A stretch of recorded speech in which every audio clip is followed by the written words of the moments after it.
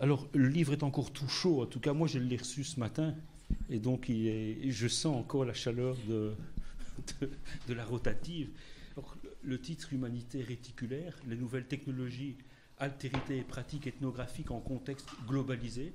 Et on a la chance ce soir d'avoir deux des auteurs, deux des coordinateurs en fait, qui sont présents, parce qu'il y a pas mal d'auteurs, hein, plus que ça, qui sont ici dans l'Assemblée. Jacinthe Mazzochetti et Olivier Servet, qui sont tous les deux professeurs d'anthropologie ici à l'université. Alors ce livre a été coordonné également par Tom Bulstorff et par Bill Meurer, qui sont tous les deux professeurs d'anthropologie à l'université d'Irvine aux États-Unis. Alors ce livre, c'est le fruit d'un colloque dans le cadre de la chaire Jacques Singleton, qui a eu lieu il y a 2 ans, sur cette thématique-là. Et ces deux laboratoires qui, depuis, je dirais, 5-6 ans, ont collaboré, ont travaillé, ont échangé leurs idées, et finalement, ont produit ce travail.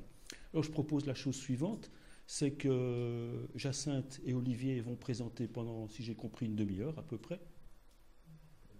Un peu moins, bon, 20 minutes, disons. Avec un PowerPoint, ils ont animé leur présentation. Et puis après, il y aura éventuellement 1 ou 2 questions où je les relancerai s'il y a des choses qui mériteraient peut-être d'aller un peu plus loin dans certains débats. Et puis après, la salle a d'emblée en fait la parole, et simplement je passerai la parole aux uns et aux autres, et on aura un débat. Je crois qu'en tout, on en a pour une petite heure. Si j'ai compris, 1 heure. Ok, voilà. Alors, vous avez la parole tous les deux pour présenter le fruit de votre travail. Bon, merci beaucoup Pierre-Jo, merci à tous. Donc je vais commencer, puis je donnerai la parole à Olivier. Après, on s'est coordonnés pour la présentation. Et par ailleurs, il y a 3 des auteurs qui sont donc des autres auteurs du livre, de l'ouvrage qui sont dans la salle. Donc il y a Pierre-Jo qui va animer, qui est aussi un des auteurs. Il y a Jean-Frédéric Dehasque qui filme et qui est aussi un des auteurs. Et puis il y a quelque part dans le fond Séverine Lagneau. Donc on va aussi revenir évidemment en quelques mots sur leur travail, mais par la suite dans la discussion, dans le débat, ils peuvent aussi interagir avec vous à partir évidemment de leurs propres travaux. Alors ce soir, donc, on vous présente notre ouvrage, tout frais, tout beau, Nouvelles technologies, altérité, pratiques ethnographiques en contexte globalisé. Et la question qu'on s'est posée, en fait, c'est quel défi pour une anthropologie contemporaine? Et donc l'ouvrage, c'est avant tout une réflexion épistémologique, méthodologique, voire éthique, sur les effets de la globalisation, des technologies et des images sur l'humain, sur le rapport à l'altérité, qui sont en fait au cœur du projet anthropologique. Et donc, une réflexion est posée sur les nouvelles méthodologies, les nouveaux terrains investigués, d'un côté, et d'un autre côté, un débat qui est une revisite en fait anthropophilosophique. Donc on a avec nous des philosophes dans l'ouvrage, de ce qu'est, de ce que serait l'humain, l'humanité, de ce que l'humain est appelé à devenir en lien avec un monde qui se transforme en interrelation avec la question des technologies. Alors c'est un ouvrage qui est traversé par 3 débats principaux, et ça renvoie aux 3 parties finalement de l'ouvrage. Alors je vais vous dire juste 2-3 mots de ces 3 parties, et puis on va rentrer plus en profondeur, en détail dans l'ouvrage. La première partie, le focus, c'est vraiment interroger le contexte de globalisation à partir de notre discipline. Et la question principale qui est posée, c'est d'un côté la pluralité potentielle des anthropologies plurielles, une anthropologie hétéroglosse, et d'un autre côté, la difficile, voire l'impossible décolonisation de notre discipline, qui est une discipline qui a une histoire tout à fait ethnocentrée. Est interrogée dans cette partie également, de manière peut-être plus pratico-pratique, la manière dont notre discipline pourrait dire quelque chose de la globalisation qui serait spécifique, à partir de notre méthode, à partir aussi évidemment de l'histoire de la discipline. Alors ensuite, on a une deuxième partie qui met le focus sur la question des images et des technologies. Alors avec à nouveau différentes choses. La question des méthodes, est-ce que l'on peut penser produire du savoir en utilisant les images? La question aussi du contenu, que nous disent les images et comment peut-on les analyser? Et enfin, en termes de production, réappropriation et détournement des images. Donc on a des images et des technologies qui sont interrogées comme matériaux empiriques et comme outils d'enquête. Et donc on a à chaque fois le double mouvement. Et puis on a une troisième partie qui interroge l'incidence des technologies sur l'humain, l'humanité, mais aussi sur le chercheur et ses techniques d'enquête.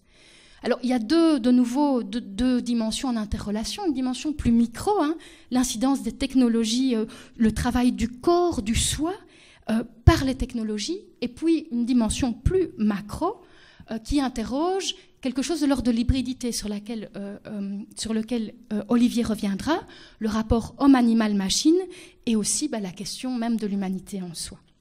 Alors on a choisi, même si la qualité de ce qui est montré n'est pas la meilleure, parce qu'en fait on doit faire le choix, vous vous en êtes rendu compte, soit on est dans le noir et vous voyez très bien les images, soit on est un petit peu dans la lumière et vous les voyez moins bien, mais néanmoins on a choisi de faire une présentation en images, et donc voilà, j'espère que vous pourrez malgré tout en bénéficier.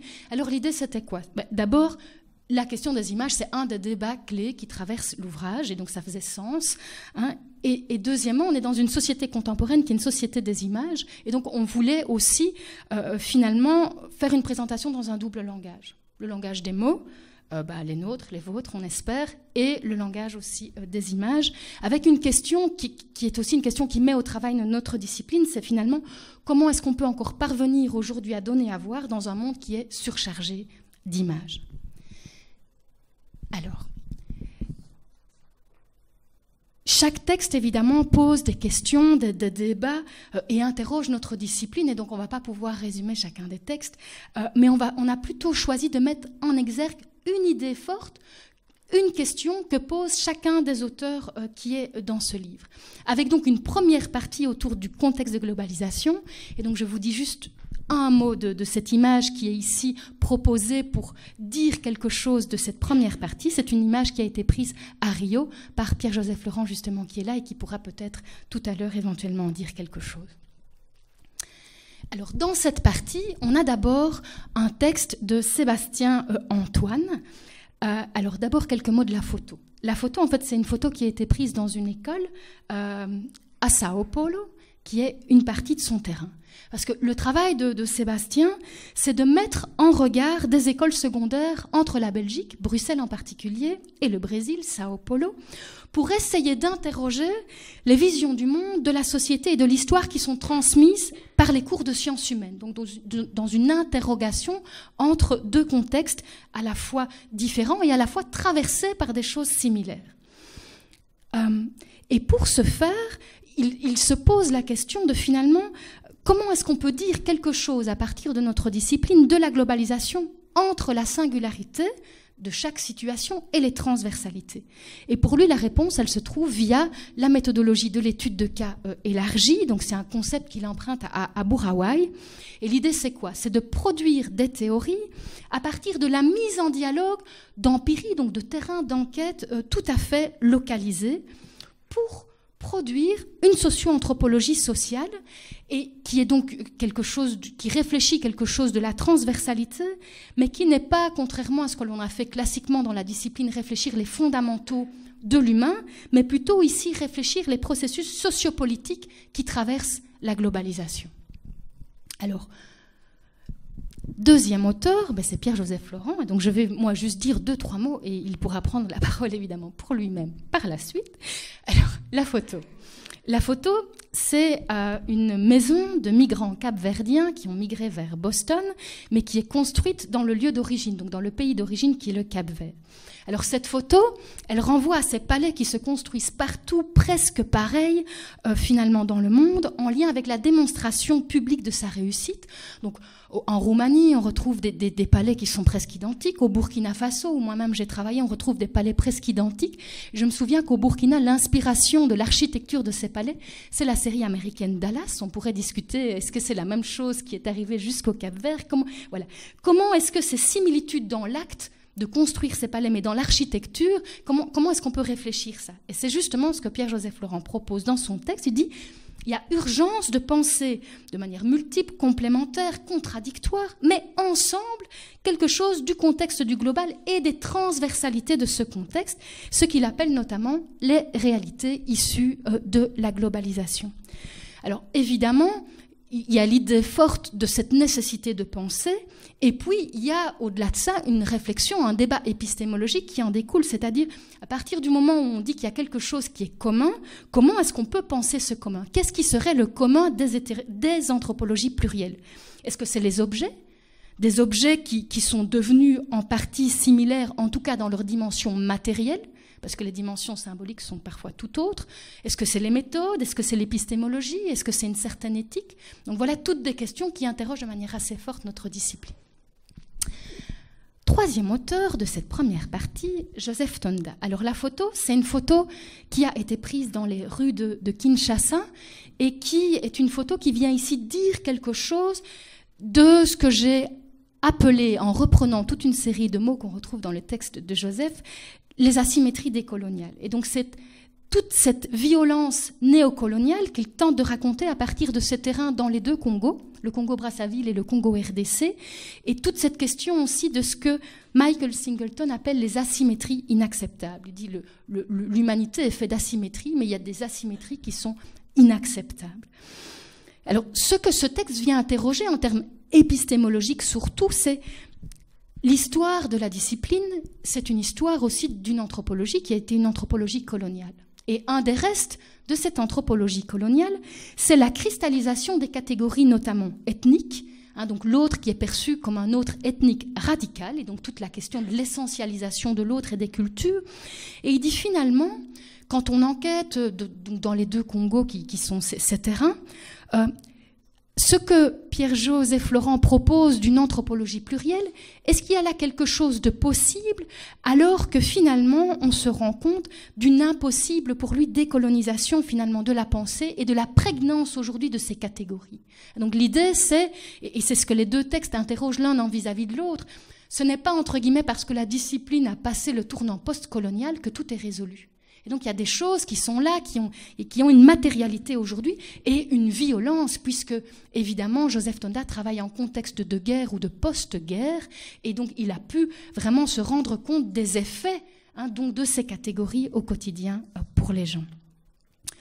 Alors, je vais avancer pour ne pas prendre trop de temps. Et donc on arrive à la deuxième partie de notre ouvrage, et je vais passer pour ce faire la parole à Olivier. Merci. Alors comme vous l'avez compris, la première partie est plutôt présentée par Jacinthe, la deuxième est hybride et la troisième, je vais plutôt la développer tout à l'heure. Sur cette deuxième partie qui est particulièrement consacrée aux images, une première auteure qui est le seul texte en anglais de l'ouvrage mais qu'on a souhaité maintenir dans la langue d'origine de l'intervenante Anne Kustritz, qui à l'époque était professeure à Amsterdam et maintenant est professeure donc en sciences de la communication à Utrecht aux Pays-Bas, même si elle-même est américaine. Elle travaille sur le phénomène des fanfictions, donc ces manières de se réapproprier par des communautés de fans un certain nombre de récits, d'en produire éventuellement des fins alternatives, voire des suites quand les suites n'existent pas. Il peut y avoir des décès inopinés de certains rédacteurs, narrateurs, auteurs, par exemple. Mais surtout pour elle, c'est une manière au fond de se raconter pour ces communautés. Parfois des communautés qui sont des communautés qui défendent un certain nombre de revendications liées à des modes de vie particuliers ou minoritaires, aux marges.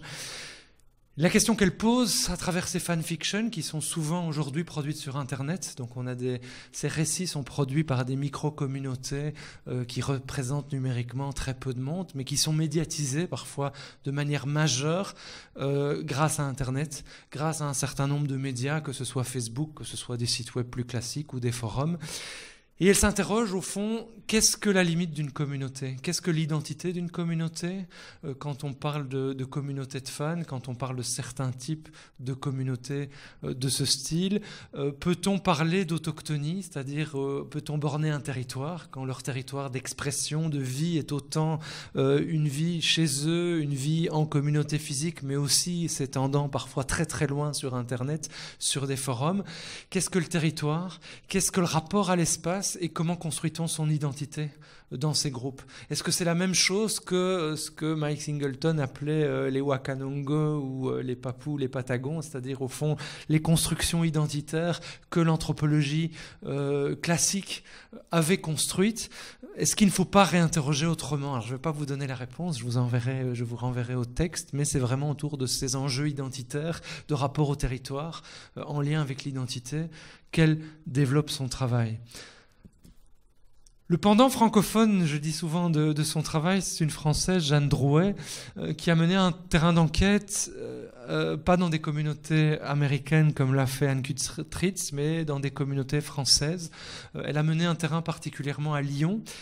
Et elle s'interroge sur les conséquences, la question de l'image et les conséquences de la mondialisation sur un terrain de la région lyonnaise, le 8e arrondissement si ma mémoire est bonne, mais surtout sur les conséquences en termes de méthodologie pour l'anthropologue. On a vu que Anne Kutritz interrogeait les conséquences sur des concepts clés de l'anthropologie, des vieilles questions, l'identité, le rapport au territoire, l'autochtonie. Jeanne Drouet va interroger la posture de l'anthropologue. Qu'est-ce que ça a comme impact? Comment est-ce qu'on peut faire autrement? Qu'apportent les nouveaux médias et les nouvelles technologies au travail d'enquête sur le terrain? Elle va donc travailler d'abord dans ce qu'elle appelle une anthropologie partagée. Alors une anthropologie partagée, c'est une anthropologie qui est co-construite, mais vraiment dans les deux sens. Elle va travailler avec des artistes du numérique qui ont développé un projet à Lyon qui s'appelle le projet At Home.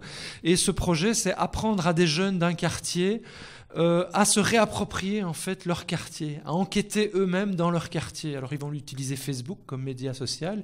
Chaque jeune va être réinvité à se reconstruire un nouveau compte Facebook. Vous avez ici les photos des différents avatars, puisqu'ils ne vont pas enquêter comme eux-mêmes, mais ils vont enquêter comme anonymes. Et donc ils vont tous se réapproprier un nouvel avatar qui, grâce aux artistes du numérique, va être refaçonné à partir de leurs photos, mais qui est non reconnaissable. Elle réfléchit au fond sur ce processus d'enquête où elle va suivre ces jeunes qui se réapproprient virtuellement leur quartier via Facebook, où ils vont enquêter dans les liens sociaux liés à Facebook de leur quartier. Donc c'est vraiment le numérique comme manière de repenser son espace de proximité. Et elle-même va s'interroger à deux niveaux. D'une part sur quel type de connaissances on peut avoir et qu'est-ce que ça apporte en termes de savoir anthropologique sur l'objet qu'elle étudie, mais aussi qu'est-ce que ça amène en termes de réflexion épistémologique sur le métier d'anthropologue, où elle va co-construire une enquête, elle va livrer aussi les limites, elle va construire progressivement son enquête avec des artistes du numérique, avec des gens du terrain. Originalité, réflexion sur ce métier de l'anthropologue. Voilà, on poursuit cette deuxième partie avec Jean-Frédéric Dehasque, donc l'anthropologue filmeur, donc démonstration par l'exemple, qui est là. Donc la photo, c'est quoi? C'est une photo d'une réunion de Lions Club au Béninois, donc qui est finalement le terrain actuel de Jean-Frédéric, à partir duquel il interroge notamment l'interrelation entre pouvoir économique, politique et spirituel. Alors dans le texte qui est proposé donc dans l'ouvrage, on a de nouveau ici une réflexion davantage méthodologique et donc une interrogation de cette posture d'anthropologue filmeur. Donc qu'est-ce qu'elle a de spécifique? Mais à nouveau, un peu comme dans le texte de Jeanne Drouet, qu'est-ce que ça vient interroger plus largement de la posture de l'anthropologue, qu'il soit filmeur finalement ou pas? Et donc je vais mettre en avant deux points importants de son texte, mais lui-même pourrait éventuellement en parler tout à l'heure. Donc la première idée, c'est cette posture, elle vient vraiment interroger la part de subjectivité et de fabrication des données de l'anthropologue dans toute forme d'enquête. Si ce n'est que ici, c'est davantage évident, entre guillemets. Donc si dans toute enquête, en fait, on ne peut pas tout voir, on ne peut pas tout entendre, on ne peut pas tout noter, etc. Et puis nos notes sont toujours extrêmement partielles, et puis par la suite, on reconstruit à partir de là. Ce que Jean-Frédéric raconte, il dit, via l'écriture, par le média, par la caméra, en fait, on doit déjà construire à l'avance, puisqu'on ne filme pas tout le temps, donc on est déjà dans un cadrage finalement qui est beaucoup plus pensé. Et ça permet de rediscuter la notion de fictio, de Geertz. Fictio, c'est pas fiction, c'est fabriqué, qui est vraiment au cœur finalement de notre discipline, dans un enjeu davantage transparent, comme le dit Jean-Frédéric. Et la deuxième idée, c'est une plus-value finalement, ou quelque chose de complémentaire dans cette posture d'anthropologue-filmeur ou d'ethnocinéaste, c'est la possibilité de donner à voir des détails extrêmement anodins de la vie quotidienne. Le détail des corps filmés qui nous montre aussi parfois ce qui ne peut pas se dire. Et donc on a là quelque chose de spécifique et d'extrêmement intéressant. Et alors le dernier texte de cette deuxième partie, c'est le texte d'Anne-Marie Villemenot, qui est aussi un texte qui pose de très nombreuses questions. Alors l'image, c'est quoi? On ne voit pas très bien, c'est dommage. C'est une image extraite d'une émission de télé-réalité russe. Alors je ne vais pas essayer de prononcer, peut-être Tatiana pourrait prononcer en russe, mais moi je ne vais pas m'essayer, je vais vous donner la traduction en français. C'est la bataille des extrasens ou extrasens, je ne sais même pas tout à fait comment on dit. Et donc, c'est quoi cette émission de télé-réalité? C'est une émission de télé-réalité dans laquelle sont invités des guérisseurs, des dix-sorciers, des chamans, enfin toute une série de personnes qui ont un lien avec la question des invisibles. Et dans cette émission de télé-réalité, finalement, ils doivent faire la preuve de leur pouvoir ou de la manière dont ils sont en communication avec les invisibles face à la caméra. Donc ça permet d'interroger évidemment la question des transformations du rapport aux invisibles via la question de la médiatisation. Donc c'est un texte qui soulève autour de la question des images des questions très très intéressantes. Donc sur ce qu'on montre, ce qu'on cache, la force des images. Donc on a ici en quelque sorte l'idée des images sorcières, finalement le pouvoir qu'elles ont ou le pouvoir qu'on leur donne, mais aussi l'image de guérisseurs ou de chamans, donc qui doivent démontrer aux yeux de tous leur puissance face à la caméra. Et donc il y a quelque chose de paradoxal qui est tout à fait intéressant à interroger, puisque l'invisible, a priori, ça ne se voit pas. Et donc on a un texte qui vient mettre le doigt sur la question de l'enjeu de transparence, qui est aussi interrelié au fantasme finalement des technologies, le fait de tout savoir, de tout montrer, voire de tout contrôler, et aussi dans ce cas précis, l'idée de faire la preuve. Est-ce qu'on va y croire plus? Parce que là, c'est montré, c'est filmé, il y a des traces. Voilà. Et donc ça clôture la deuxième partie. Et je repasse la parole à Olivier pour notre troisième partie. La dernière partie qui monte, non pas en abstraction, parce qu'il y a une ethnographe de talent, Séverine, qui est parmi nous, et je ne la mettrai pas totalement avec les philosophes, elle est plus que cela. Il y a peut-être des philosophes dans la salle. Voilà. Non, je dis ça parce qu'elle a une réflexion philosophique fondamentale aussi dans son texte. Mais c'est quoi ces nouvelles humanités qui émergent? Est-ce qu'on peut parler de nouvelle humanité? Qu'est-ce que la notion nouvelle quand on parle d'humanité? Est-ce que ça a un sens? Et donc on a 4 textes hautement réflexifs sur cette question. Le premier texte, un texte très dense de Raphaël Lioget, donc qui est sociologue et philosophe, qui enseigne maintenant, outre à l'Institut d'études politiques d'Aix-Marseille et au Collège international de philosophie à Paris. Et c'est un extrait de l'affiche de son séminaire annuel qu'il a donné pour la première fois l'année passée, où il a approfondi les intuitions du papier. Donc le papier est vraiment un papier fondateur, où il avait des intuitions capitales.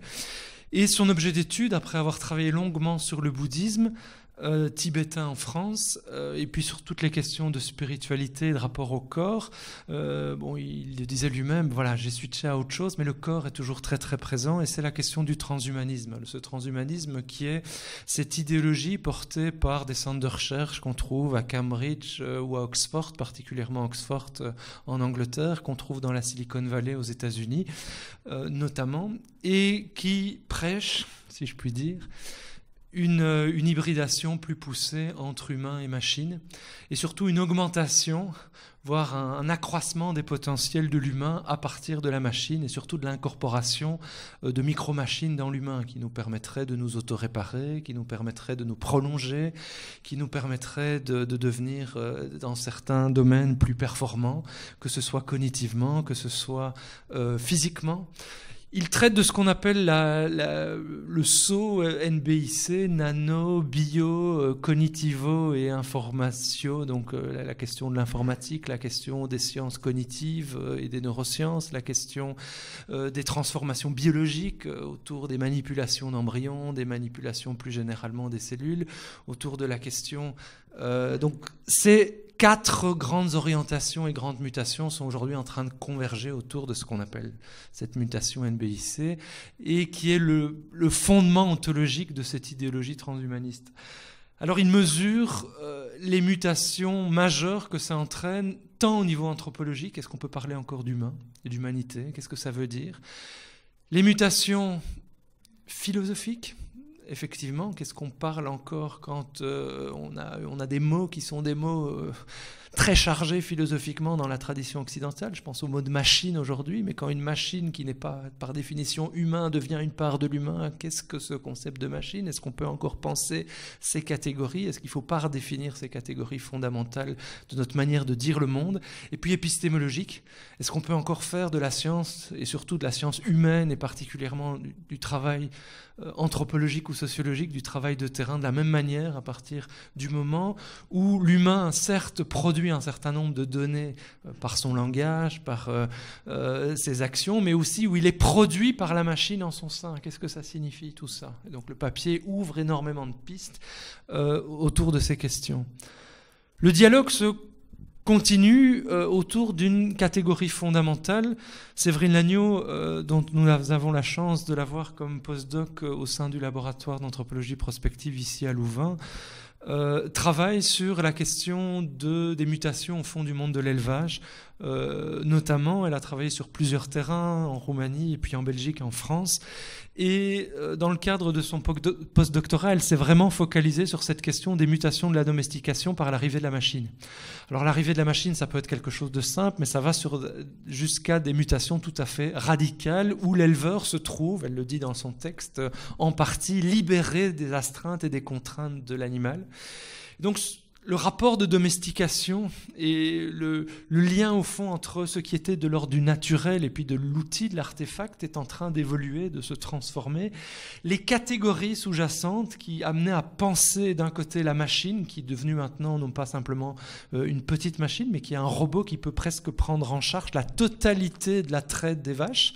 Donc on a quelque chose qui gère et qui autogère totalement l'élevage, redéfinit totalement à la fois la relation entre l'éleveur et ses bêtes, entre l'éleveur évidemment qui doit appréhender cette machine qu'est le robot, et puis aussi redéfinit l'éleveur lui-même. Donc transformation des relations, elle parle beaucoup de cette question de la relation entre ce triptyque. Est-ce qu'on peut encore parler de triptyque aussi? Est-ce qu'on n'a pas affaire là à une communauté qui devient une communauté hybride, en tout cas une communauté qui dépasse ces catégories ontologiques qu'on a traditionnellement séparées dans nos sociétés? Alors elle pose énormément de questions à la fin, et je trouve des questions extrêmement intéressante pour le philosophe. Je vous renvoie vraiment à sa conclusion qui est très dense et qui pose tous les impacts au fond de cette description qui part pourtant, au départ, son texte commence par un élevage en Belgique, taillé si ma mémoire est bonne, et à partir de là elle va montrer en fait les conséquences qui sont des conséquences profondes pour le monde de l'élevage, mais plus généralement pour les relations entre le registre du naturel et le registre de la machine ou de l'artefact, du produit par l'humain. Troisième texte, le texte de Bernard Andrieux, un deuxième philosophe dans cette partie. Alors l'image, c'est une image retravaillée pour des questions de droit, parce que ça nous permet de la montrer du coup, qui renvoie à cette question de l'immersion. Peut-être certains d'entre vous, il y a quand même pas mal de jeunes générations et peut-être même des plus expérimentés qui ont été joués à des jeux qu'on appelle les FPS, donc les fameux jeux en première personne, donc en vue subjective comme on dit aussi, donc par exemple des jeux de combat comme Counter-Strike ou d'autres jeux de ce type, et où vous avez le sentiment d'être immergé dans la réalité auquel vous participez. Donc vous n'avez pas un avatar que vous bougez, la vue donne l'impression que l'avatar c'est vous-même. Alors souvent c'est des jeux de combat où au fond on a le fusil qui dépasse mais qui montre bien cette idée de fusion entre le corps physique et ce qu'on voit dans l'écran. Et Bernard Andrieux, qui à l'origine était un philosophe dans une faculté de sciences de la motricité, donc il travaillait sur les questions d'éducation physique, de sport, mais travaille vraiment sur le lien entre la cognition et le corps. Et toutes ces réflexions autour de la philosophie et l'anthropologie du corps, des corps, le rapport au corps, va se déployer à partir de cet objet-là qui est l'objet du sentiment d'immersion. Il parle de l'anthropologie de l'immersion, du sujet qui est poussé, qui est mis en posture d'immersion. Et il va développer un nouveau concept qui est le concept d'immersion, enfin qui va reprendre aussi chez d'autres collègues qui développent ces réflexions philosophiques autour de qu'est-ce que ça permet de dire sur l'humain et qu'est-ce que ça dit à l'humain de lui-même. Quel décalage ça produit dans la compréhension que l'humain a de son propre corps à partir du moment où sa conscience va s'immerger dans ces univers 3D et où c'est particulièrement renforcé dans le sentiment, cette immersion est particulièrement renforcée quand il n'y a pas un espèce de médium qui serait cet avatar, qui serait au fond un médiateur entre moi et cet espace, mais où la caméra et le sentiment de plongée renforcent en fait la proximité entre le joueur immergé et l'environnement dans lequel il se meut. Alors après, ça pose d'énormes questions. Aujourd'hui, vous savez que à travers les Oculus Rift, qui sont des espèces de grands casques en 3 dimensions, où vous pouvez vraiment être plongé littéralement, on arrive encore peut-être à une étape suivante. En Californie, l'année passée, une société start-up dans la Silicon Valley, proche de l'université de Stanford, a développé une combinaison sensorielle, on n'est pas loin de Matrix, où vous pourriez ressentir un certain nombre de choses. Et ce n'est pas seulement voir ici, c'est on vous tire dessus, une douleur va se faire ressentir. Qu'est-ce que ça signifie sur les corps? Qu'est-ce que ça signifie sur les identités? Où sommes-nous à ce moment-là, quand le corps ressent physiquement de l'intérieur, pas simplement comme une projection le monde qu'il est en train de voir, mais vraiment comme quelque chose qui est vécu dans son propre corps, alors que la réalité, on la voit bien, pourtant à l'origine, nous semble séparée. 4e auteur, le fondateur du laboratoire d'anthropologie prospective, Mike Singleton, va réfléchir comme à son habitude, en nous décalant. Qu'est-ce que cette mutation et est-ce bien une mutation quand on nous parle de mutation? Alors vous voyez ici le schéma évidemment de nos préhumains et puis le relèvement, l'arrivée de l'outil, et c'est important dans ce schéma, un outil qui devient plus sophistiqué et puis jusqu'à l'ordinateur avec la reposture évidemment, le cynisme et l'humour tout à fait anglais qu'on retrouve chez Mike Singleton qui ne s'est pas du tout totalement belgicisé, quoique l'humour belge est peut-être là aussi derrière. Sa question, c'est vraiment réinterroger des catégories fondamentales et surtout, est-ce qu'on est face vraiment à des transformations? Qu'est-ce que nouveau? Est-ce qu'on peut parler de progrès? Et qu'est-ce que le progrès? Là, ça renvoie particulièrement à ce schéma-là. Quels sont les enjeux pour l'humain derrière ces transformations, si transformations il y a, notamment la dimension politique. En termes d'humanité, qu'est-ce que ça signifie la montée en puissance de la machine, la montée en puissance de l'objet technique qui devient pratiquement une part de nous-mêmes. Et il réinterroge ces catégories. Alors il est un peu provocateur puisqu'il dit qu'au fond, les travaux qu'il a lus, notamment de Tom Bulstorff et d'autres, ne l'ont pas totalement convaincu de la part positive de ces développements. Donc il prend une position tout à fait claire par rapport à ces objets, il ouvre le débat et la discussion, mais surtout, il nous réinterroge face à la nouveauté. Est-ce que la technologie, c'est véritablement une question de nouveauté? Et, plus particulièrement, où sont les vrais enjeux? Est-ce que les vrais enjeux, c'est dans l'émergence d'une nouvelle humanité, comme certains le disent, et on peut ouvrir la question, il n'y a pas de réponse toute faite, même si lui prend position, ou est-ce que les enjeux sont ailleurs? Qui contrôle ces technologies? Quels sont les enjeux autour de ces technologies? Vous voyez qu'il y a des multinationales derrière, que c'est la première économie, la première capitalisation boursière aujourd'hui, c'est Apple, qui est une société de ce monde-là. Qu'est-ce que ça signifie à ce niveau-là, cette incorporation des technologies au niveau de chaque humain pour l'humanité, pour ce que nous avons longtemps appelé l'humain aujourd'hui? Donc il y a vraiment des enjeux existentiels pour tous, mais aussi des enjeux politiques qui sont indispensables de soulever. J'en arrive à la conclusion de l'ouvrage, qui est assez courte, puisque l'idée c'était d'ouvrir des portes, et on l'a développé autour de 5 concepts. Vous les avez là. Le virtuel, l'image, le terme d'indexicalité, d'information et d'humanité. Je ne vais pas développer en long et en large, je vais juste une idée par terme. Alors le terme de virtuel, vous l'entendez abondamment dans tous les débats autour de ces nouvelles technologies, de leur impact sur l'humain. Qu'est-ce qu'il veut dire ? quel est son impact? Est-ce que ce mot n'est pas galvaudé? Quelles sont ses limites? Souvent, il est polysémique. C'est un terme piège, un terme rusé. On pourrait parler de trickster, mais en même temps, il est utilisé par les puissants abondamment dans la rhétorique et la sémantique de ces nouveaux mondes, si tant est qu'ils sont nouveaux. D'aucuns défendent l'idée qu'au fond, le virtuel n'a fait que s'incorporer dans les technologies, mais qu'avant le virtuel, il était dans le discours religieux. Avant, il était dans les narrations romantiques de nos livres de chevet. Et au fond, c'est une nouvelle manière de se projeter, comme il y en a des tas d'autres. Alors, on a vu qu'avec Andrieux, c'est peut-être un petit peu plus complexe. Est-ce que c'est seulement de la projection? Ça ramène à de nouvelles interrogations sur nous-mêmes. Voilà. Mais ce débat-là est ouvert. Il mériterait d'être abondamment prolongé. Deuxième idée, la question des images. C'est notamment le chapitre, la partie 2 de l'ouvrage. On l'a mis au pluriel parce qu'on a vu que les images, que ce soit en Russie avec Anne-Marie, que ce soit en Afrique avec Jean-Frédéric, que ce soit en France, aux États-Unis, on est dans des univers culturels très différents. Mais cette question des images, elle est devenue omniprésente, en partie parce que les technologies sont des technologies visuelles. Elles ont développé des interfaces très visuelles. Elles sont nées dans une société qui est une société qui a développé du visuel, qui sont les sociétés occidentales. Elles se sont diffusées sur la planète. Elles ont imposé leur manière d'utiliser l'image par ces médiums, mais elles sont réappropriées localement, abondamment. Elles sont retravaillées localement par des logiques qui échappent très souvent à ces dominances culturelles que sont ces technologies d'importation occidentale. Donc le débat sur les images, c'est un débat qui nous renvoie à la globalisation, qui nous renvoie au local, à l'articulation des deux, qui nous renvoie à la question de l'hégémonie des supports de ces images. Je prends YouTube, qui est un support connu, qui est quand même lié à une multinationale, qui est l'emblème même ou un des emblèmes de cette surdominance technologique, c'est Google, pour ne pas le signaler, YouTube appartient à Google.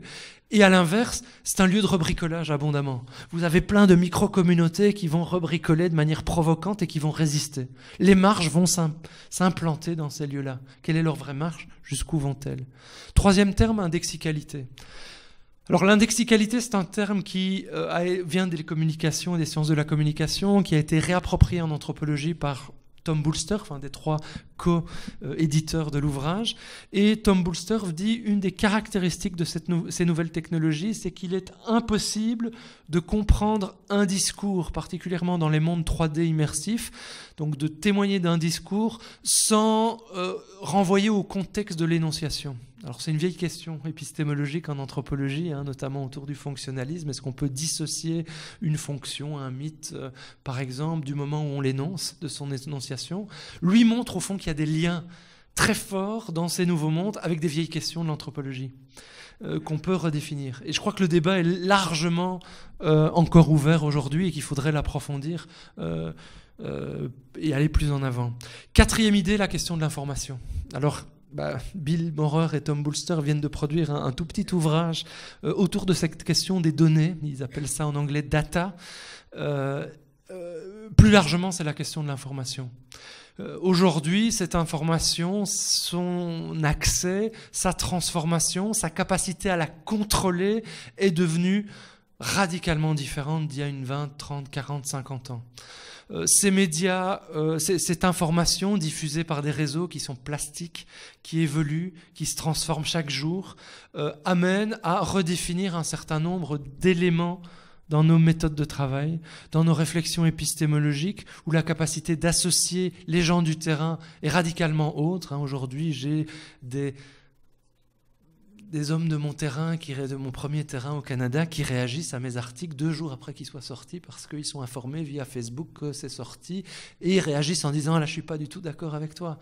Ils m'interpellent par mail. Il y a une transformation de cette notion d'information et la manière dont elle va être réactualisée par ces technologies amène à des réflexions fondamentales pour nos disciplines. J'en arrive au dernier terme, qui est celui d'humanité, et qui clôturait, en fait, c'était la dernière partie. Je crois que beaucoup de questions étaient ouvertes par les 4 auteurs de cette partie, et d'ailleurs aussi par les autres. Est-ce qu'on peut parler de d'hybridation de l'humain avec la machine? Est-ce qu'on peut parler de nouvelle humanité? Est-ce qu'on assiste à une véritable transformation dans la durée? Ce qui serait intéressant, par exemple, c'est de compléter ce regard et ces interrogations avec les neuroscientifiques. J'ai eu récemment une discussion avec un des neuroscientifiques de la maison, bien connu, Marc Romelin, pour ne pas le citer, qui me disait il y a des choses fondamentales qui sont en train d'aller encore plus loin, à côté des 3 transformations dont lui j'ai parlé, l'ontologique, l'épistémologique et l'anthropologique. Il dit il y a le neurologique. Le cerveau est en train de se transformer dans son architecture, parce qu'il est en train d'intégrer l'existence de la machine. Et donc les connexions sont en train progressivement de se transformer. Il a travaillé notamment, ou certains de ses collègues, sur des joueurs intensifs de jeux vidéo, et où on voit que le cerveau se transforme. Et donc on peut parler là aussi d'une nouvelle transformation. Alors ça nous interpelle. Ça a des conséquences sur l'humanité, et notamment des conséquences qu'on a envie de porter, puisque le labo, chez nous, et entre autres politique, le politique, c'est quoi les conséquences sur l'humain quand on sait que ces technologies sont dépendantes de conglomérats multinationaux, capitalistiques, qui veulent nous vendre des choses aussi. Voilà. C'était tout ce qu'il y avait en partie dans le livre. On peut applaudir quand même, je pense, parce que c'était...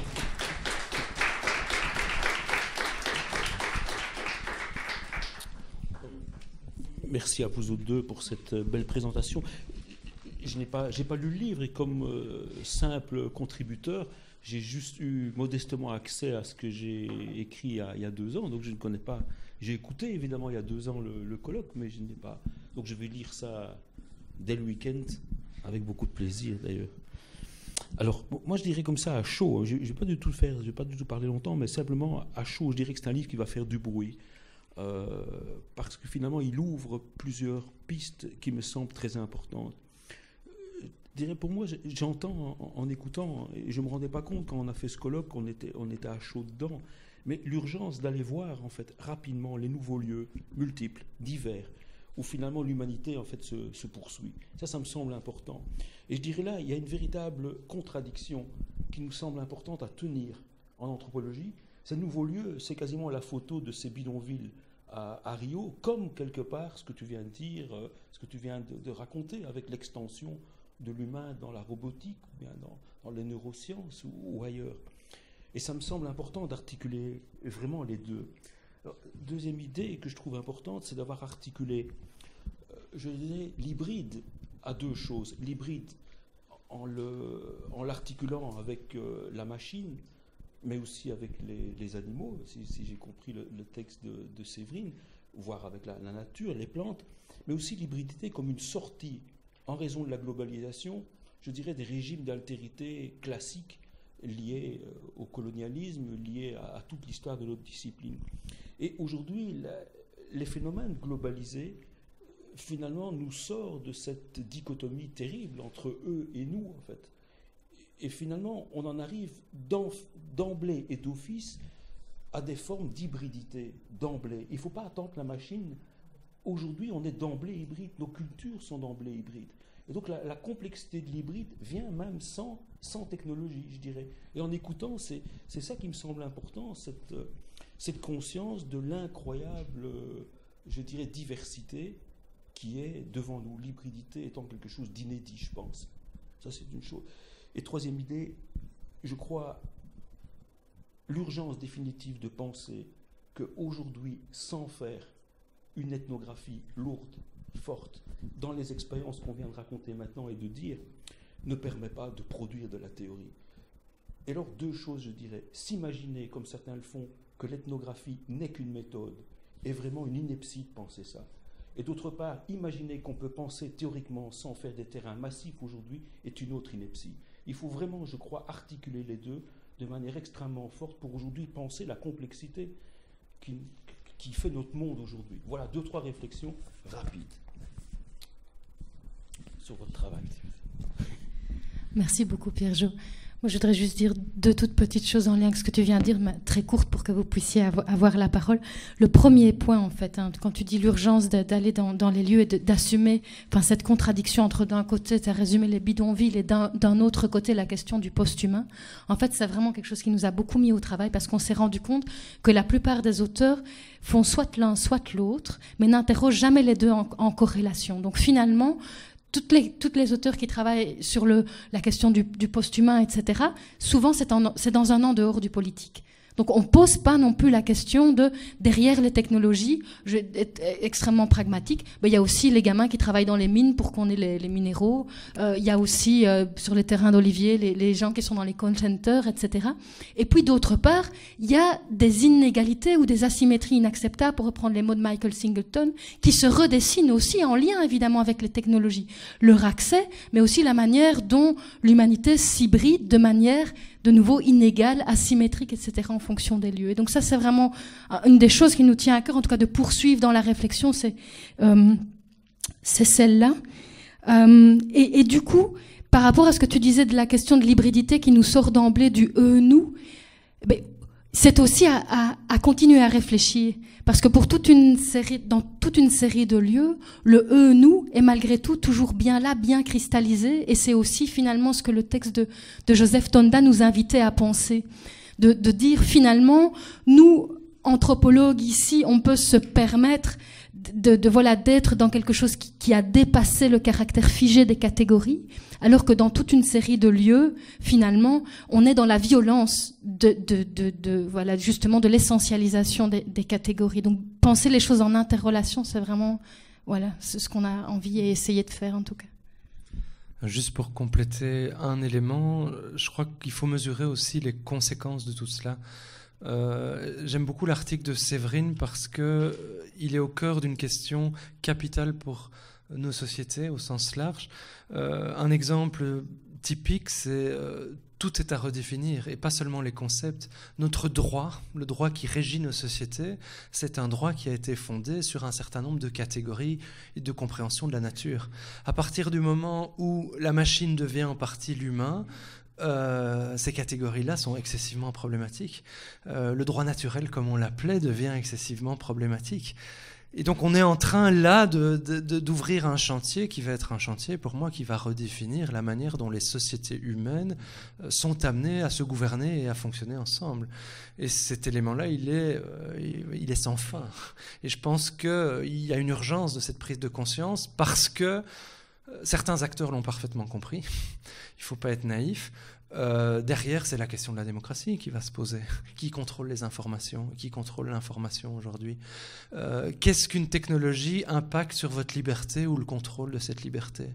Qui pourra rester libre et qui sera contrôlé, par exemple? Il y a de multiples questions qui vont se poser de manière sous-jacente autour de ces questions-là. Et donc ça ouvre effectivement un chantier. C'est pour ça qu'on ne voulait pas clôturer par une conclusion, parce qu'il n'y en a pas. La conclusion, c'est qu'il est urgent d'ouvrir un certain nombre de chantiers fondamentaux, sans tabou, à partir de terrains excessivement précis, informés et denses, pour ne pas être dans l'idéologie, pour ne pas être dans les stéréotypes, pour ne pas être dans un discours prêt-à-porter, mais pour se rendre compte que le pointu et le descriptif de ce qui se trame, ce qui se joue aujourd'hui dans les mutations de l'humain, ça va impacter les théories les plus fondamentales de nos sociétés, et pas seulement les théories anthropologiques, je pense que les théories philosophiques ou juridiques vont être bouleversées par ces transformations. Et donc dire que ce n'est qu'une méthode, pour revenir sur la boutade que tu évoquais, je pense effectivement, c'est pas du tout qu'une méthode, ça a un impact à tous les étages de la construction de nos sociétés. Merci pour vos réactions. On y va? On ouvre le débat à la salle, bien sûr. Allez-y, les questions, vous avez des auteurs qui sont ici dans la salle, donc ils peuvent répondre, c'est l'occasion.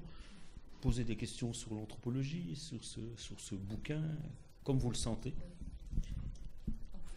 Moi je disais, Séverine, elle pourrait venir derrière aussi, par exemple. Mais elle n'aime pas du tout, ou elle est peut-être partie déjà. C'est pas grave.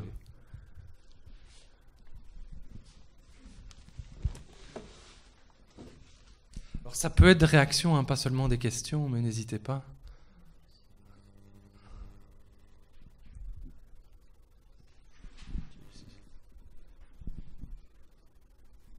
Ah, Séverine, t'es là, mais viens ici. Mais viens, Séverine, on te cherche. Mais oui, si. Séverine n'aime pas être sur une scène. Voilà, la spécialiste de la robotique.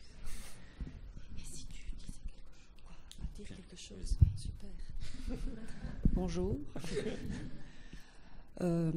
Mais par exemple, rebondissons sur l'idée de libération. Est-ce que la machine libère les hommes? Est-ce que la machine libère les animaux? C'est un peu grosso modo ce que les constructeurs nous vendent dans leurs différents flyers, leurs teasers de mise en vente de différents appareils robotiques.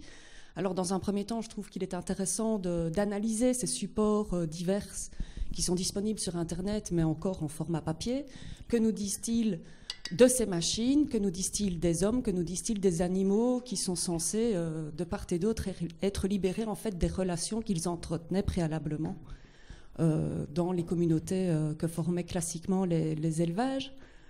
La machine libérerait les éleveurs, par exemple, dans le cas des supports que j'étudie, les robots de traite, de l'astreinte biquotidienne de la traite, exit ce travail de contact avec le PI qui était déjà médié par d'autres formes machiniques, mais l'éleveur ne doit plus les poser concrètement sur le PI des vaches. Et exit pour la vache aussi cette astreinte de devoir venir à l'étable 2 fois par jour, alors que naturellement, le veau, quand il tète le PI de sa mère, le fait dans la nature à n'importe quel moment. Donc une traite biquotidienne n'est pas non plus naturelle pour la vache. Donc grâce à la machine, un regain de nature aussi pour ces vaches. Et tout ça vendu grâce à un support qui va naturaliser la machine. La machine est vendue comme étant l'élément le plus naturel, la traite la plus naturelle, tandis que les hommes et les vaches vont vivre chacun de leur côté leur vie séparément, puisque la machine va faire un média entre les deux. Ça, c'est le discours papier, le discours de l'entreprise. Et je trouve qu'il est intéressant de comparer ça avec ce qui se fait concrètement sur le terrain. Quelles sont les pratiques quotidiennes dans les gestes les plus simples, les gestes les plus dans la banalité en fait du quotidien? Comment se pose-t-il? Quels sont les comportements silencieux, comme j'aime bien les appeler, à la fois des bovidés, à la fois des éleveurs, mais aussi qu'est-ce que la machine fait concrètement? Et lorsqu'on analyse ça finement, eh bien, toute la configuration de l'élevage vendu sur le papier prend un tout autre visage. Et là, on arrive dans des discours, alors qui vont peut-être plus dans ce que Jacinthe soulignait, où on est dans une reconfiguration des relations qui s'établissent entre les outils, les animaux et les humains. Au niveau politique, on a une reconfiguration de l'élevage, une reconfiguration des hiérarchies qui n'entrent pas dans la lignée de ce que vendent les entreprises fabriquant ces outils. Parfois, évidemment, ça entre en concurrence avec les techniciens qui viennent réparer ces outils et qui se présentent un peu comme les docteurs de la machine, comme il y aurait les vétérinaires qui viendraient pour les vaches. Enfin, on a là tout un champ disponible d'investigation. Si des étudiants veulent travailler là-dessus, vous êtes nombreux ici, j'embarque avec moi qui le souhaite. Voilà, il y a un micro qui se balade, je crois, dans la salle. N'hésitez pas, franchement. Voilà, il y a plusieurs questions. Donc j'en vois 3. Je crois que j'ai vu votre... Ah, voilà, ça démarre là. Allons-y, prenons les 3 questions. Et puis après, chacun pourra réagir comme vous souhaitez. Je vous en prie, monsieur. Donc moi, c'était une question sur justement l'impact un peu de la propagation d'une image. Je pense notamment, par exemple, au rêve américain. Pour faire le lien, pour aller jusqu'à la base, en fait, c'est un point de vue personnel, mais pour moi, l'humanité réside quand même quelque part dans ses émotions. Donc, par exemple, la joie, la tristesse ou la colère sont des émotions qu'on peut vivre, qu'importe notre condition de vie, qu'importe notre lieu de vie, enfin, c'est humain. Mm-hmm. Et donc, est-ce que justement les désirs deviennent de plus en plus, on va dire, humains, universels, dans le sens où d'autres cultures, à travers le média d'Internet, peuvent nous influencer dans nos désirs? Et donc, d'où le lien avec le rêve américain, qui est justement cette propagation des désirs à d'autres cultures. Et pour revenir justement sur les machines, en fait, j'ai l'impression que la technologie à l'heure actuelle, je me demande si elle ne se simplifie pas de plus en plus pour permettre l'utilisation de plus en plus facile. alors qu'avant, il fallait quand même avoir quelques notions de base et quand même avoir une certaine curiosité. Et donc, pour faire le lien, par exemple, avec Oculus, ce qui m'a frappé, par exemple, dans certaines vidéos, c'est des personnes qui tombent littéralement en étant dans une montagne russe virtuelle. Et ça, on va dire, ça choque parce qu'on ne se rend pas compte à quel point notre cerveau nous trompe, notamment par la vision, par exemple. On observe des choses, mais des choses limitées par notre corps. Et donc, du coup, est-ce que l'impact, justement, de cette virtualité et de toutes ces... de cette virtualité, ça ne serait pas justement une perte, justement, notamment cognitive, des capacités, des aptitudes motrices, qui sont, par exemple, à la base, la naissance des outils, mais les outils qu'on utilisait mécaniquement, manuellement, quoi. Que maintenant, on est plus dans une version, on va dire, tactile, qui est bien loin de tout ça. Et peut-être, par exemple, il y a une vidéo de jeunes qui essayent d'utiliser un Walkman, mais qui n'y arrivent pas et qui cherchent pendant 5 minutes, alors que maintenant, je pense qu'on leur donne un iPad, ça va tout seul, quoi. Donc voilà, c'est ça. Merci. On va prendre les 3 questions. Il y avait une dame à côté, je crois. Mademoiselle. Oui. Oui. Bonsoir. En fait, c'était rebondir sur la machine. Justement, quand on revient au début de la machine et autres, on voit que c'était censé faciliter l'homme, l'aider dans son travail, faire gagner du temps. Et en fait, on remarque, notamment avec tout ce qui est traite, machinisation aussi dans les industries et autres, on remarque que finalement, le temps de travail ne diminue pas tellement. On continue tous à travailler. On crée en fait d'autres besoins, d'autres façons de travailler, alors que la machine, au départ, à l'industrialisation, était censée nous faciliter les choses. Et on voit qu'il y a quand même là une évolution qui est un peu... Ça questionne notre façon de travailler, notre façon de consommer aussi. Parce que qui dit nouvelle technologie dit nouvelle consommation, aussi dit nouveaux règlements que la plupart des gens ne lisent pas. Et je crois là aussi, on touche un problème d'information extrêmement important. C'est la banalisation de l'utilisation. Mais l'information est présente, mais les gens ne vont pas vers cette information. Je pense notamment à tout ce qui est Facebook et tout ce qui est problème. Quand on voit, je vais carrément le dire, mais tout ce qui est revenge porn, on voit que les gens n'ont pas bien lu l'utilisation de Snapchat et autres, et finalement se retrouvent avec des problèmes d'information. Donc là, je m'égare un petit peu, mais bon, voilà, on voit que la relation machine et homme, en fait, est complexe parce qu'elle touche consommation, vie privée, travail et autres. Et je trouve que, justement, attaquer le problème du corps, de la traite, de la globalisation, en fait, ça permet de voir à quel point un bête GSM, finalement, nous connecte à beaucoup plus de dimensions humaines et sociétales qu'on pourrait le croire. Donc voilà, et je crois que là, on parle effectivement de reconfiguration et d'hybridité. Et voilà, c'était mon intervention. Monsieur, s'il vous plaît, le micro est derrière vous. Passez devant le micro ici, passez-le. Ouais. Voilà. Merci. En fait, je pense que je vais poser à peu près les mêmes questions, les mêmes réflexions, mais peut-être vues différemment. C'est que j'ai lu il y a très longtemps, pour m'expliquer ma question, Le pianiste déchaîné de Sturgeon, qui montre une société industrialisée et qui fait en fait que l'homme devient de plus en plus inutile. En fait, ce qu'on voit maintenant, et YouTube également, qui devient très accessible, sur lequel on trouve toutes sortes de choses. Un des films que vous avez peut-être vu, mais qui continue d'être vu énormément, ce sont des petites séquences informatives, et ça s'appelle Human Need Not Apply, et qui explique en une dizaine de minutes, d'une façon très convaincante, que l'être humain sera de moins en moins nécessaire.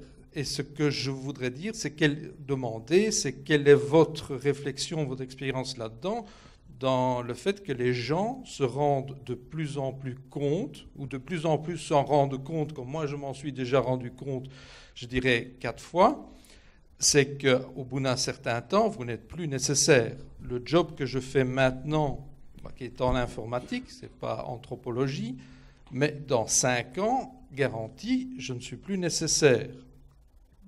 Donc c'est ça que je me rends compte. Donc je suis 100% personnellement dans mon expérience dans la technologie.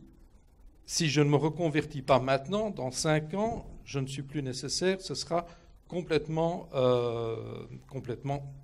automatisé. Merci. Je pense que c'est vraiment une question essentielle.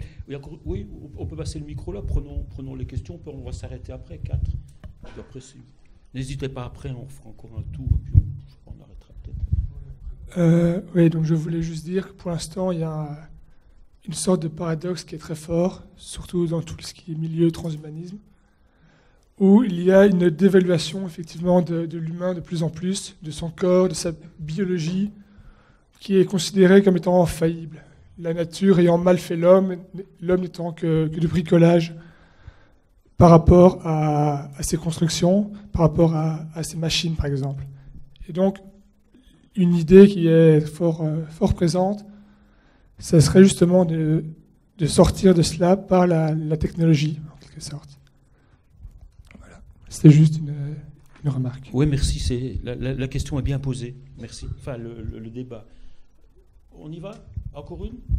Allez, encore une, si chacun a pu s'exprimer. Notez-les, s'il vous plaît.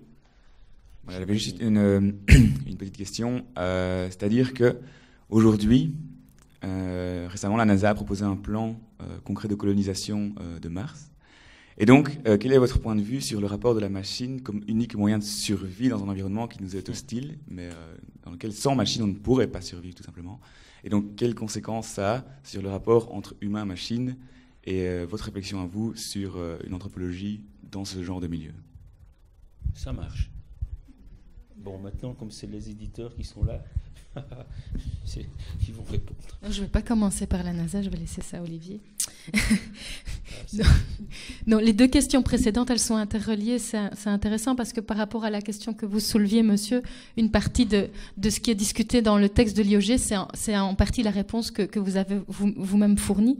C'est-à-dire, dans tout le débat autour du post-humain, du transhumain, l'IOG montre bien comme il y a vraiment différents courants, différentes choses qui se passent. Et un des courants, l'idée principale, c'est de dire finalement la machine nous battra toujours. Et la seule manière de résister par rapport à cette concurrence déloyale, c'est finalement d'être dans l'hybridation de l'humain.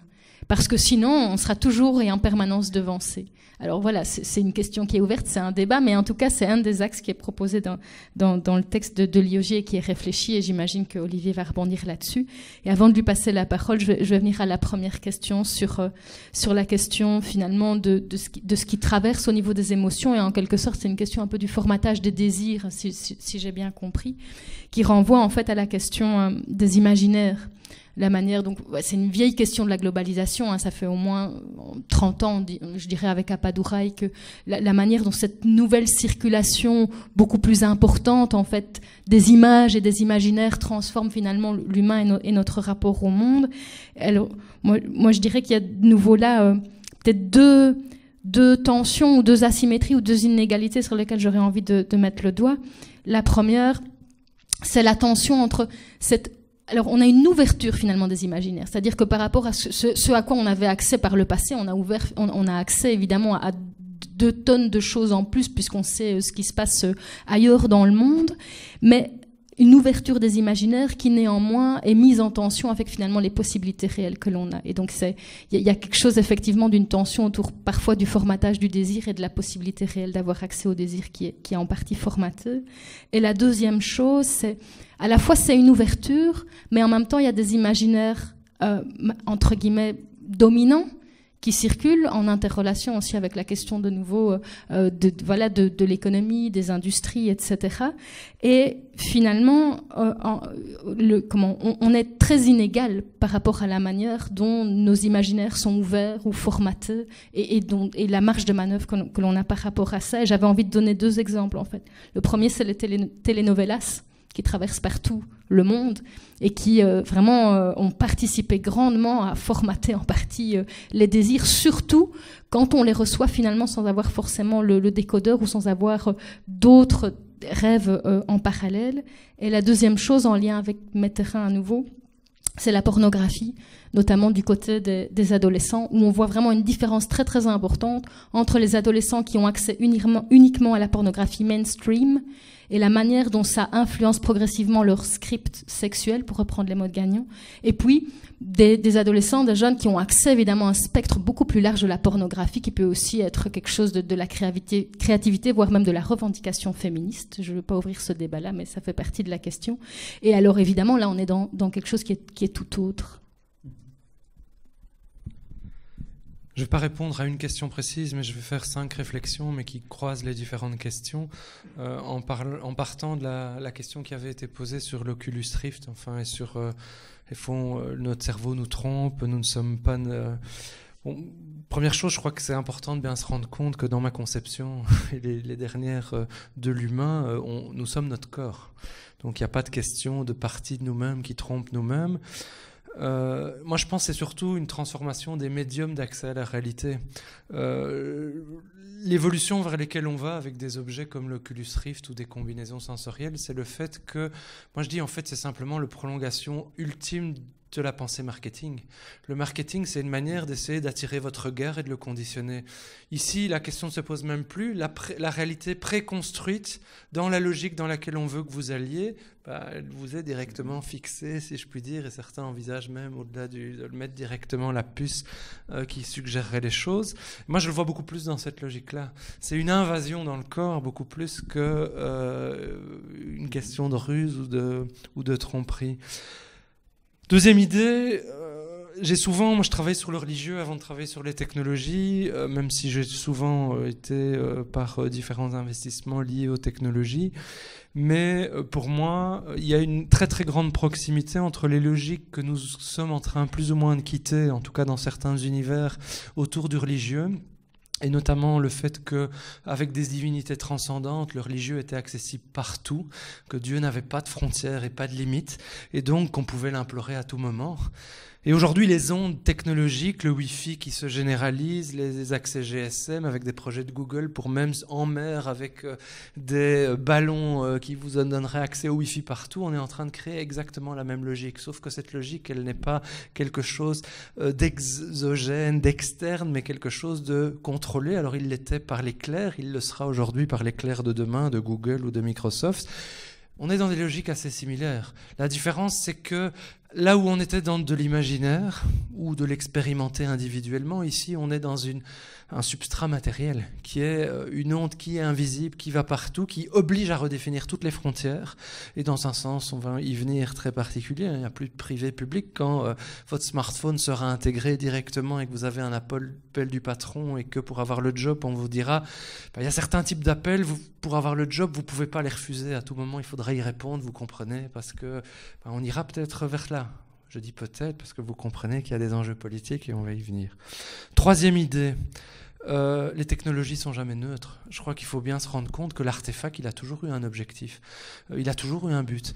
Quand dans le schéma précédent, on nous montrait ceci, on construisait l'outil parce que ça nous permettait de faire plus au niveau de l'humain. Et donc c'est le concepteur qui avait une intention. Et parfois, après, on détournait l'usage du concepteur pour en faire un autre usage parce que l'objet était bien pratique. Je pose souvent la question, qui sont les concepteurs et quelle est leur intention ? Il faut qu'on renvoie à chaque fois à cette question-là. Le smartphone, c'est pas neutre, quoi. Le smartphone, pourquoi c'est le smartphone et pas des cabines téléphoniques qu'on est en train d'enlever partout ? Parce que les cabines téléphoniques, c'est un usage collectif, on peut le partager. C'est un objet, un bien public. Le smartphone, c'est un bien individualisé, donc on peut en vendre beaucoup plus. C'est un bien individualisé, ça veut dire qu'on peut vous toucher, vous, directement. Avec une cabine téléphonique, on ne pouvait pas faire ça. Ici, je sais que vous l'avez dans vos poches et que je sais envoyer de la pub, je sais envoyer un certain nombre de choses. Et donc, c'est des appareils idéologiques, les technologies. C'est des idéologies et il faut vraiment absolument se rendre compte que derrière l'usage d'un appareil, nous sommes transformés par des idéologies, nous sommes transformés par des valeurs. Le smartphone, c'est un puissant outil d'individualisation de l'humain, c'est un profond outil d'un certain nombre d'intégration de valeurs et elles sont excessivement puissantes parce qu'elles ne sont pas que dans la tête, elles sont dans la pratique de tous les jours, dans vos modes de vie, dans les pratiques. Le travail de Séverine montre combien les logiques des pratiques jouent un rôle clé et sont très très importantes. Quatrième idée sur l'humanité inutile, je crois que là en fait on rentre dans la fiction et soit utopie soit dystopie. Où va être la prise de conscience, quels sont nos enjeux? Certains diront l'humain arrivera toujours à ruser avec le système. Moi j'en suis pas si sûr quand je vois les capacités du système à contrôler, et donc ça pose de fondamentales questions qui nous dépassent largement comme anthropologues. Ça renvoie des questions aux juristes, ça renvoie des questions aux politologues et aux politiques plus largement, et le politique c'est le citoyen, donc c'est nous. Et ces questions-là, elles sont éminemment complexes, mais il faut faut les rendre accessibles pour tous, parce qu'il faut que le temps démocratique, que le temps civique ait lieu. Donc ça dépasse l'Assemblée qui est ici, mais il est capital. Et aujourd'hui, j'ai l'impression qu'il est en partie confisqué par des experts, par un certain nombre d'acteurs spécifiques, parce que les intérêts, pour eux, sont considérés comme trop importants. Dernière idée, autour de est-ce que l'homme va être remplacé par la machine, est-ce qu'il va devenir inutile? Il ne faut pas oublier qu'au départ, l'idéologie, au-delà de celle que développe Séverine autour de la machine, c'est que la machine, elle évite le risque, en partie, ou elle remplace un risque qui confronte l'humain directement à un autre risque qui concerne uniquement la machine et qui est potentiellement, en tout cas dans les logiques de ces idéologies, moins grave ou moins... et donc je vous renvoie à des sociologues comme Beck ou d'autres. Aujourd'hui, on arrive à un cap. Le drone, c'est un exemple vraiment typique. Ça vaudrait la peine qu'on ait une anthropologie du drone, parce que le drone, c'est quoi? C'est un type qui est au Texas ou en Arizona, derrière sa console FPS en première personne. Il voit son drone et encore parfois il voit juste la vue comme s'il y était et il tue des gens. Et donc là, c'est plus la machine au service de la libération de l'humain, mais de la limitation de l'humain, de l'élimination de l'humain. Et quand vous savez que ces machines, en fait, elles sont pas pilotées. Hein. Si vous regardez un drone, c'est pas quelque chose de piloté, ça s'autopilote. Vous devez juste dire quelle est la cible. Il fait tout le travail lui-même. Donc il décolle tout seul, c'est pas piloté à distance. Ça, c'est fini, c'est terminé. Un prédateur, il reçoit un ordre de mission spécifique et justement, il a juste une capacité d'adaptation si la cible change au dernier moment. Mais tout le reste, il le fait tout seul. Et il a une capacité d'autonomie en partie. Alors là, on n'est plus dans la libération de l'humain, on est dans autre chose. Voilà. Alors pour Mars, les questions, elles se posent aussi de la même manière. C'est la question du risque, hein, parce que c'est cette idéologie-là. Pourquoi on envoie des machines? Parce qu'on n'imaginerait pas qu'un truc qui serait ultra médiatisé mondialement amène à des morts humaines autour de ces cosmonautes. Et donc, est-ce que c'est vraiment l'humain en fait qui est en train de faire ça? Qu'est-ce qui se joue dans le fait de ne pas envoyer des humains? Pour moi, c'est des choses fondamentales qui touchent à des questions qui nous touchent chacun d'entre vous. Qu'est-ce que l'humain en dehors de son environnement finalement, au sens large? Voilà quelques pistes. Merci Olivier, merci Jacinthe. Tu veux répondre, Séverine? Ça va? Qu'est-ce qu'on fait? Il est 7h10. Il y a encore une ou deux questions. 6h, pardon. Ok, allons-y alors. Bonsoir. Donc, vous avez parlé plusieurs fois de justement l'enjeu politique vraiment qui se jouait aujourd'hui et de quelque part le fait qu'on se trouvait à une sorte de tournant. Comment est-ce que vous envisagez le rôle de l'université justement par rapport à ce tournant? Donc le fait qu'en anthropologie ou en philosophie ou à l'université en général, on produit des connaissances, on étudie ce genre de choses, on sort des livres. Comment est-ce que ces derniers peuvent contribuer à vraiment changer ou avoir un impact dans le monde en dehors de l'université? On s'est souvent posé la question au sein de notre laboratoire, en tout cas. Oui, il y a d'autres questions? Je crois que j'avais vu d'autres mains qui se sont levées au fond. Non. Oui, s'il vous plaît. Non, mais le micro arrive, ce sera plus facile. Voilà. Pour revenir à l'idée de Facebook et à la manière à laquelle ça influence la manière à laquelle notre rapport à nous-mêmes. Et j'ai l'impression qu'en tant que civilisation, on ne s'est jamais autant auto-regardé ou jugé sur toutes ces facettes. Et donc, je trouve que c'est un lieu vraiment intéressant par rapport à ce que ça peut amener, d'avoir autant d'auto-jugement et de jugement des autres, qui peut être parfois superficiel. Et qu'on est vraiment sur un tribunal où le jugement vient du monde entier, parce que finalement, ce réseau nous met en relation avec le monde entier.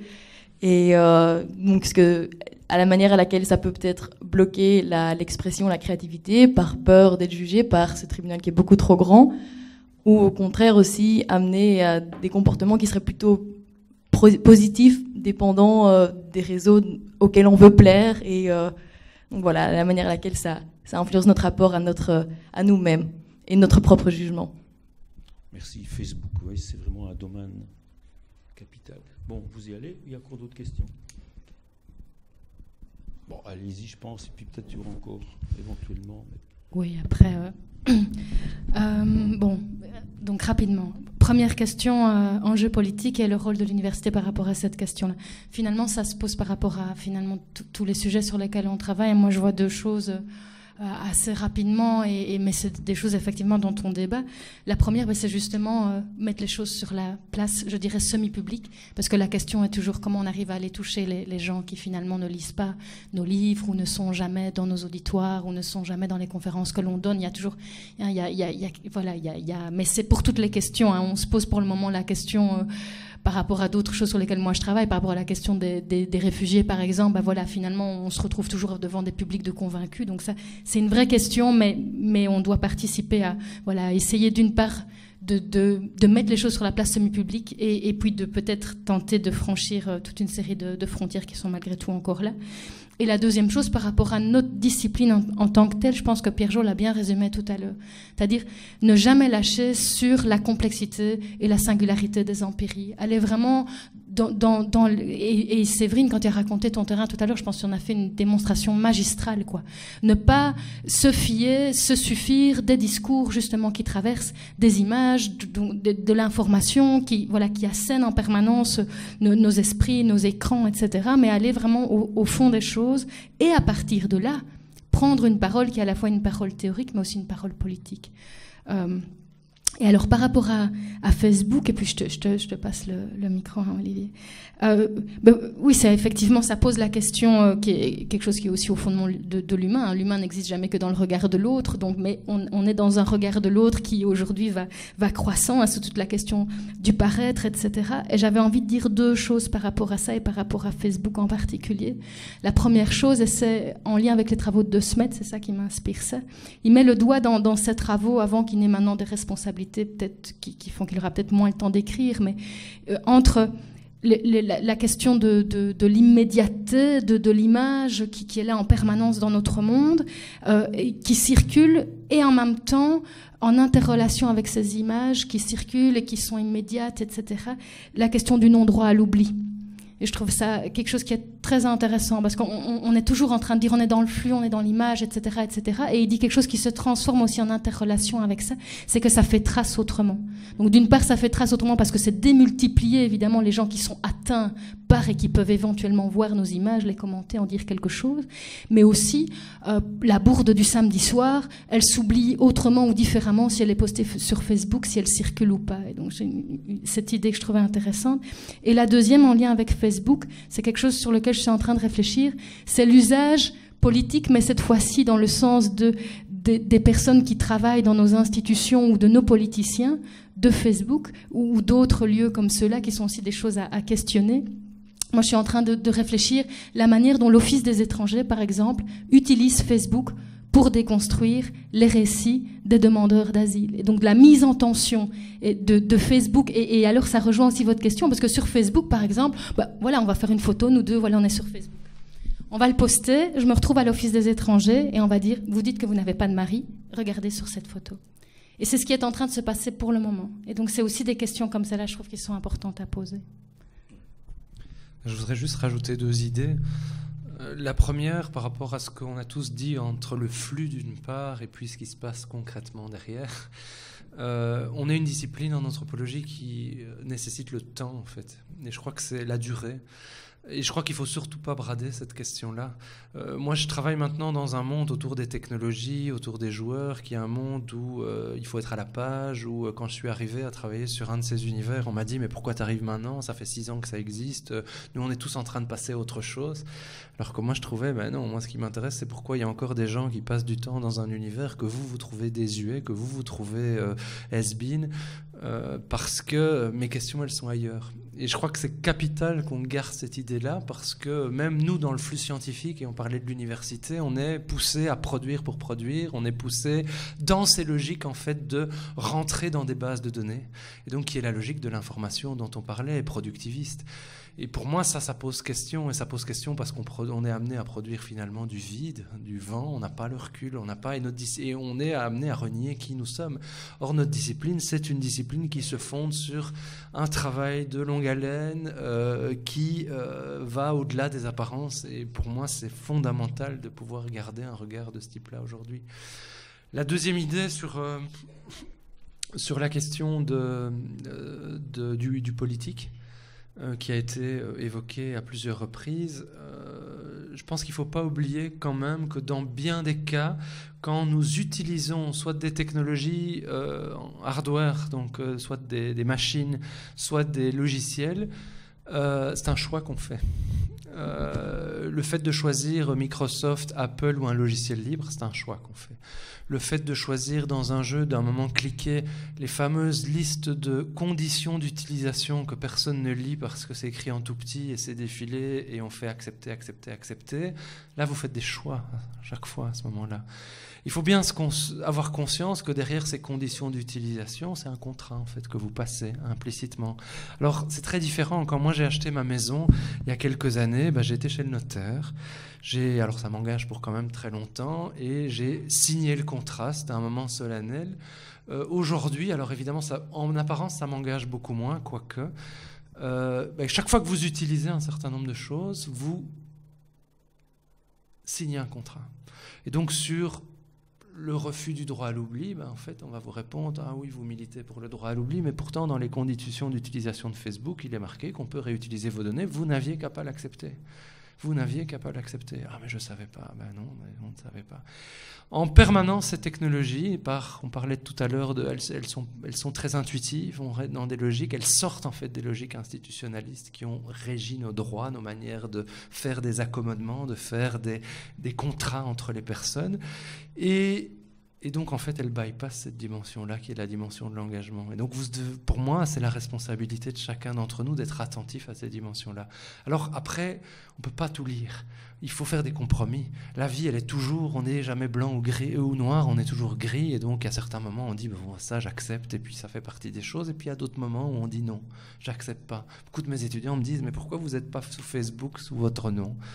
J'ai dit non, parce que quand on m'a dit que toutes les données que je postais sur Facebook appartiennent à Facebook et peuvent être utilisées pour de la publicité de Facebook, là, ça allait trop loin pour moi. J'ai dit, là, moi, je ne suis pas prêt à le faire. Et donc, j'ai décidé, j'ai un avatar parce que je dois mener l'enquête, qui mène l'enquête et qui a des réseaux liés à ma recherche, parce que voilà, c'est un objet d'étude. Mais Olivier Servet n'est pas présent de cette manière-là sur Facebook. C'est un choix que j'ai posé, par exemple. Sur LinkedIn, je trouvais les conditions étaient plus claires pour moi, plus utilisables, et j'ai fait le choix, là, d'y être présent.